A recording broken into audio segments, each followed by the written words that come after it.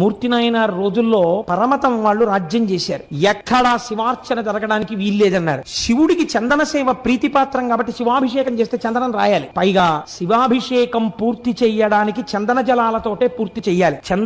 చందనం కలిపిన జలాలతో తప్ప వేరొక దానితో పూర్తి చేయకూడదని ప్రమాణం. కాబట్టి చందనం లేకపోతే అభిషేకం జరగదు. పైగా అయిపోయిన తర్వాత విభూతి రాసి గంధం రాస్తారు చల్లతనానికి. కాబట్టి ఎక్కడ గంధం చెక్కలు దొరకకుండా చేశాడు రాజు. శివార్చనలు ఎవరైనా రహస్యంగా ఇళ్లలో చేస్తుంటే గంధం లేకపోతే అభిషేకం జరగదని. మూర్తి నాయనారు రాజ్యం అంతా వెతికాడు. ఎక్కడ ఇంత గంధపు చెక్క కూడా దొరకలేదు. ఆయనకి బాధ కలిగింది. గంధపు చెక్కని తీసుకొచ్చి సాన మీద పెట్టి రాస్తే అరిగిపోయి సువాసనతో కూడినటువంటి నజ్జునిస్తోంది. ఈశ్వరుడు ఇచ్చినటువంటి చెక్క నాకు ఉంది. నేను నా మోచేతిని సాన మీద అరగతీస్తాను. వచ్చిన నజ్జుని శివుడికి అలంకారం చేస్తాను, అభిషేకం చేస్తాను గంధంగానని తన మోచేతిని అరగదీశాడు. అరగదీస్తుంటే చర్మం చిట్లిపోయింది, రక్తం కారిపోయింది, మాంసం పక్కకి తప్పుకుంది, ఎముక అరిగిపోతుంది. ఇక చూడలేకపోయాడు శంకరుడు. తాను ఆయన పెట్టుకున్న పార్థివలింగంలోంచి బయటికి వచ్చి గబగబా చేయి పట్టుకున్నాడు. పట్టుకుని ఎంత సాహసం చేశావయ్యా, గంధపు కర్ర దొరకలేదని, గంధపు కర్రలు దొరకకుండా రాజు చేశాడని నీ చేతిని సాన మీద అరగదీశావు.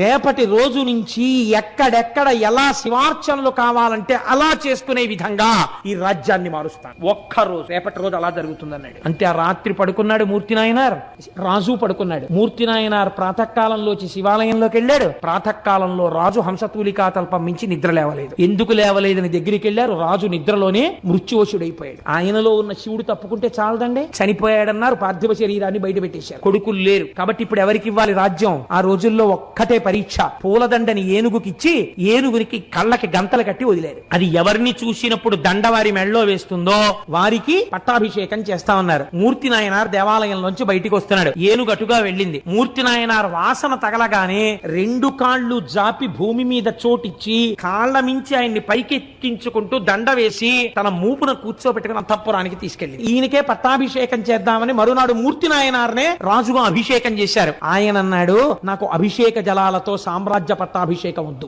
నాకు విభూతితో అభిషేకం చేయండి అన్నాడు. భస్మతో అభిషేకం చేయించుకుని నేను బంగారు కిరీటం పెట్టుకోను, రుద్రాక్ష కిరీటం పెట్టుకుంటానని రుద్రాక్షల కిరీటం పెట్టుకున్నాడు. ఎక్కడ చూసినా శివార్చనలు చేయించాడు. రాజ్యం 3 పువ్వులు 6 కాయలుగా పరిఢవిల్లింది. కనుక మీరు ఆలోచించండి, పరమేశ్వరుడు అన్నవాడు ఏది చెయ్యలేడు, ఏదైనా చెయ్యగలడు. మీకు ప్రమాణం మూర్తి నాయనార్. యథార్థముగా జరిగిన కదా. మీరు ఏ శివాలయంలోకి వెళ్ళినా మూర్తి నాయనార్ ఉంటారు.